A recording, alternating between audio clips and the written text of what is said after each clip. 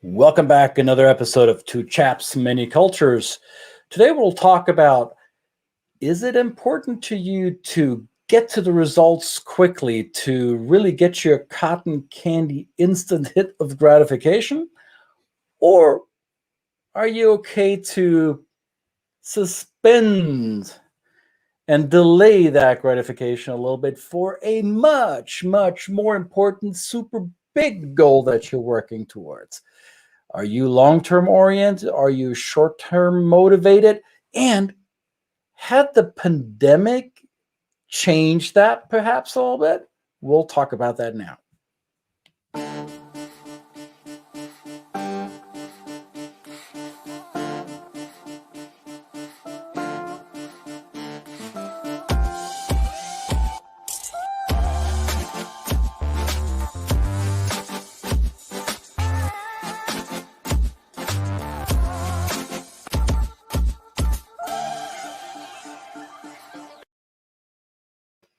Man, it almost feel like I haven't spoken English all day. I hated when that happened. Had the pandemic? Come on, get your tenses right, dude. Did the pandemic change how you? Oh, see, this is what happens when you let a non-native speaker do this stuff. It's all your fault, Brad. You should have never allowed me to do this. Well, I knew you were in the moment and you were thinking about short term, so I thought just going to let you go with it, buddy. How are you, mate? Good to see you. I'm doing excellent. How are you doing?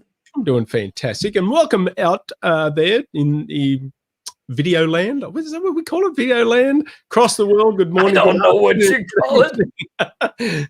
You know, it used to be called television land. I know, but this is this doesn't really rate to the level of television, but this is the show, the number one show on the planet about the business of culture and the culture of business. And we're back with another episode of Two Chaps, Many Cultures. In the short term. But have you noticed this is episode 193? So we've been doing this for a long, long time. Absolutely. Yeah. Feels like yesterday. Feels like yesterday, really. Right. Which brings us to our topic of today, long and short-term thinking. And so I guess a lot of people do think about those in terms of the future, right? But there is if we go back to the likes of Hofstadter, who actually bring in the terms of the relationship of long and short-term thinking as its relationship to the past and the present versus maybe the present and the future. So the past is actually a bit of that thinking. Yep. Maybe it is. I'm not sure if I understand these terms in the pure Geert Hofstadter way. And forgive me, those of you who are gung-ho and Hofstadter fully invested. I might not be your best conversation partner.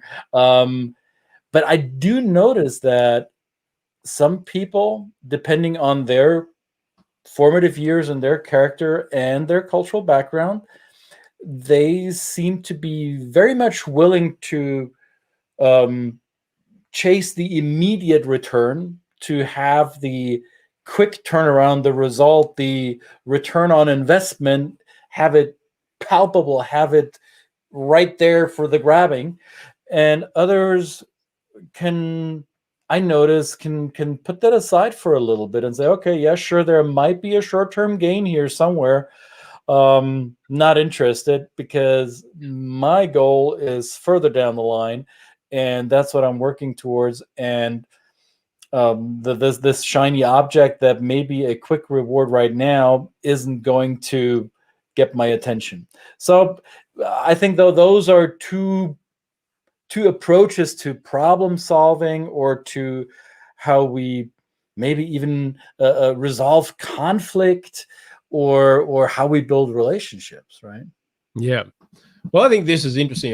When I mentioned the past, I was kind of reminded of that the past is actually a part of the structure, because short-term thinkers actually rely on tradition and rely on the past and face saving and things like that. So it's kind of like, let's take hold on to that tradition. So it's more in the moment today, drawing on the past, and it actually comes into, and it's not even a time thing. It's actually, for Hofstadter, it was a wider concept of even values, right? What is right and wrong, and usually those are seen through an absolute. So maybe we might suggest that even the current times we're going through, here in the US, that reflects, I mean, oftentimes we talk about the US sense of short-term thinking. That kind of explains it when we see a representation of people even kind of digging their heels into what they call tradition, in terms of, you know, the like don't cancel our culture, right? Don't cancel our culture. Don't take it away. Don't cancel our racist, you know, Confederate past. Did I say that out loud? I don't know. Yeah. Did you? I heard something. I'm not sure what I heard. Right. And that kind of is concentrated on in terms in favor of like, or actually at the disregard for the future. And other cultures say the past is actually not that important. It worked. We've got some nice memories, but now we're people that save money. We look at long term. We use thrift, and values in that sense are often situational. Knowing that values can evolve and change and be developed over time and shared between family members and things like that. So I think this is an interesting time to talk about this in the sense of the pandemic, when we're relating, does this actually have an effect on cultures? Does it change that framework somewhat? I would argue, in what I referred to, that it's actually kind of made it more there's more of an expression of those. That's, to my perception. How did it change for you? Because I recognize for myself that I thought a lot less about long-term goals in the past year and change, because I didn't know how to, because the future was so unpredictable, that I wasn't really sure, does that make sense to follow a long-term strategy or mid-term strategy even right now, because I don't know, will I be able to do XYZ in the foreseeable future or not? So I think a lot of the uncertainty that we are still being confronted with due to the pandemic, I think they may have shifted some of us to a more short-term, immediate results type of thinking. I don't know. That was my experience. How was it for you? Well, it was slightly different. You know, I kind of have come to a realization, and I mean, there's maybe other events outside of the pandemic that's made me think about this, is that now I'm in the situation where maybe I should probably think about the longer term future a little bit more. And a bit, you know, on the premise that maybe, you know, who knows what can happen tomorrow, right? And I've got children that are relying on me, and therefore I need to put something in place for them and things like that. And whether it's tomorrow or whether it's 5 years, you know, maybe some of that. So I don't know. I think it's a very situational, nuanced thing. That's why we've kind of brought this topic up today. If you're listening across the world, and you know, so we'd love to hear yours. Yeah, we would love to hear your input on this. How do you interpret these two terms, short term versus long term? Because when you were talking about the classic cultural dimension of short term versus long term, I was reminded when I first studied it, I was like, I'm not sure if I get this, or I'm not sure if I agree with Höferle, and not that he asked for my agreement, but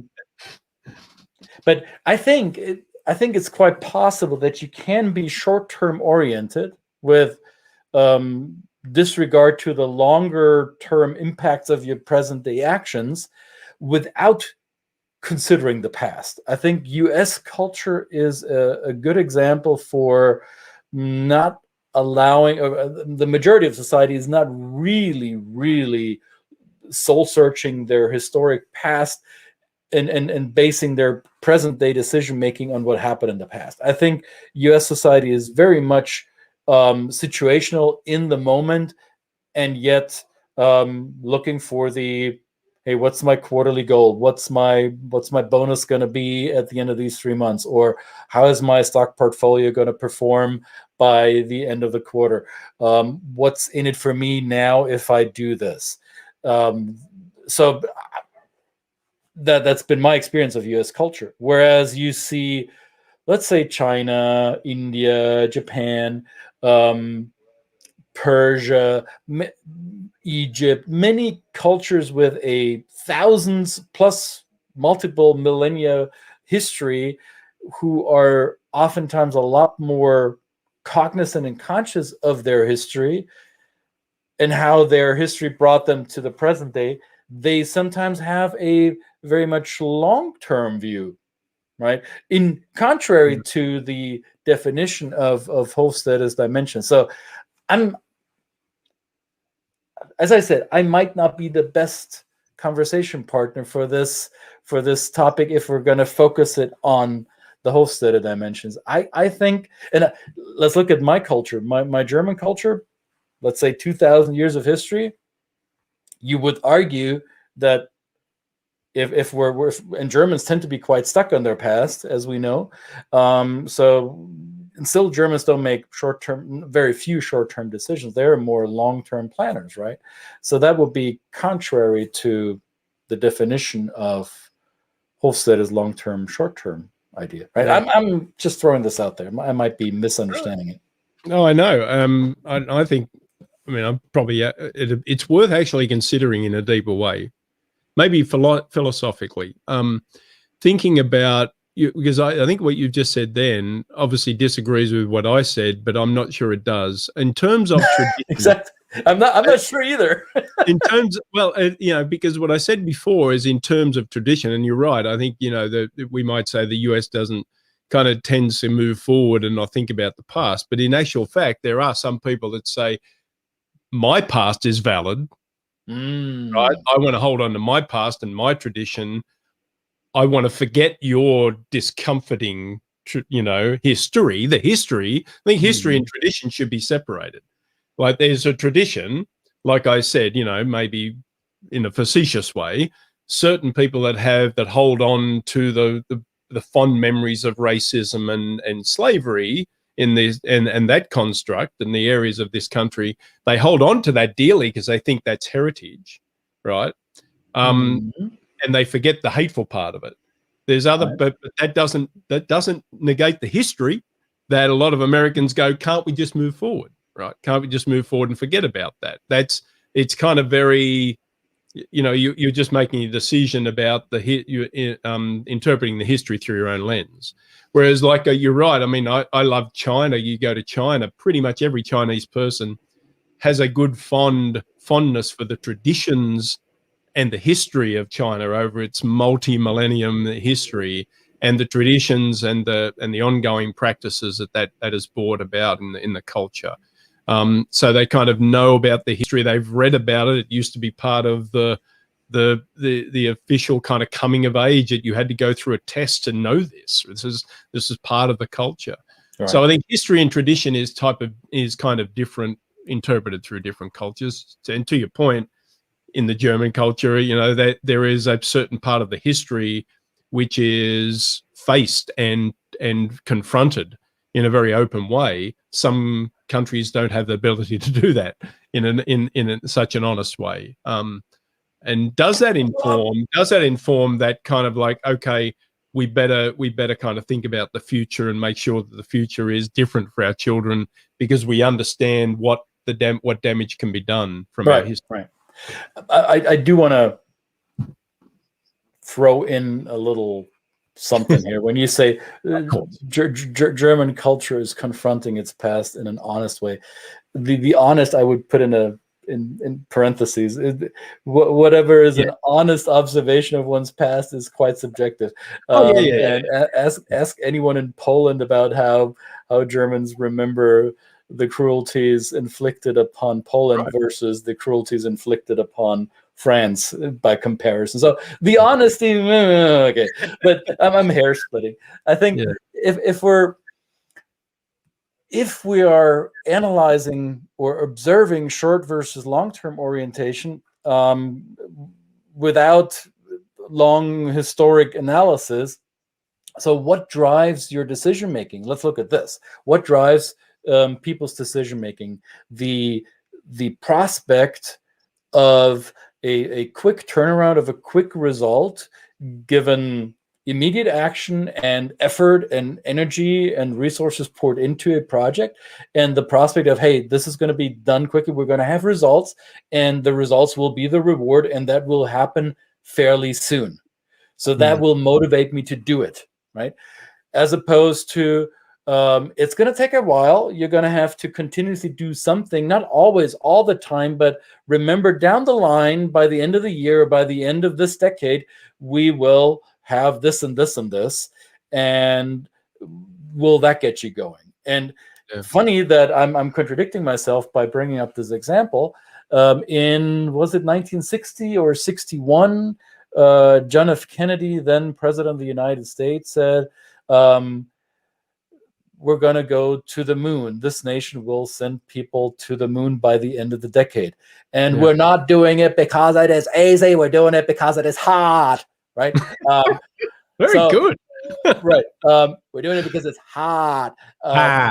He never lived to see that. And yet, this long-term vision inspired an entire generation of young people to go into space, go into physics and that field of science to make that possible. He inspired a generation, not with a short-term goal, but with a long-term vision. So does that contradict what I said earlier, that Americans are short-term motivated? I don't know.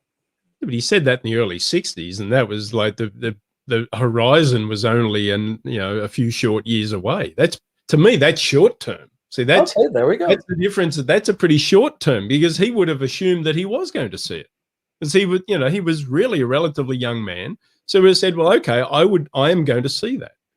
Do other cultures say, well, I am working as hard as I am now, not because I'm going to see the results, but because maybe my children and my grandchildren will see the results. And that's a different discussion. And it may even be reflected in the political dynamics. You see, it's frustrating to see politicians have these big dreams and aspirations, knowing full well that in 4 years they could be out and they'll change, and the next administration will change the rules, and therefore there may be a level of frustration that says, well, there was so much promise in that, so therefore politicians can basically say anything that they want to in a short-term culture, and know that they've always got the fallback to say, oh, but of course I won't be around to see it, and I can promise these things and I can hope to put them in place.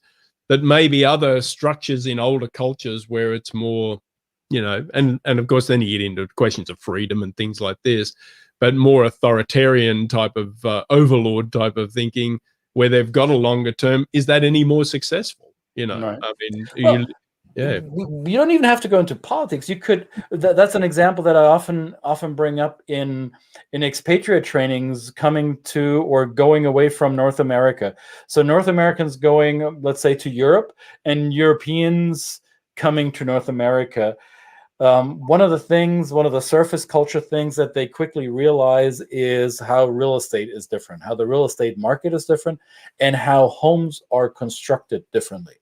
Right. And in North America, you see homes that are constructed in a fairly, I wouldn't say simplistic way, but in a way that construction can happen and be completed in a fairly short amount of time with even limited resources. So not a humongous capital expense, and not a huge budgeting for time until completion.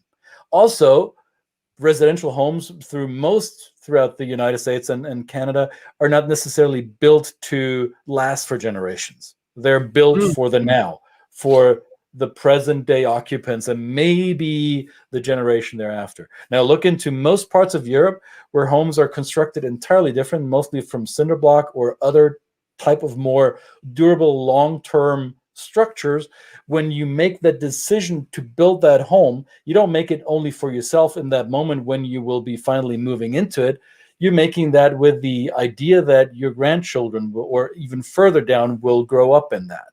So I think that might be a great example how to illustrate how people make decisions based on a long-term vision or on a short-term gain. Yeah, that's true.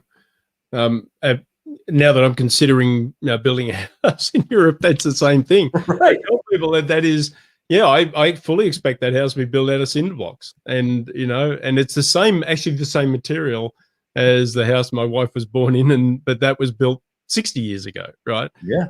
The design and the other nice comforts of home might change, but the actual basis is meant to be longer term, right? Yeah, no, the house in which I grew up was built in the late 1800s.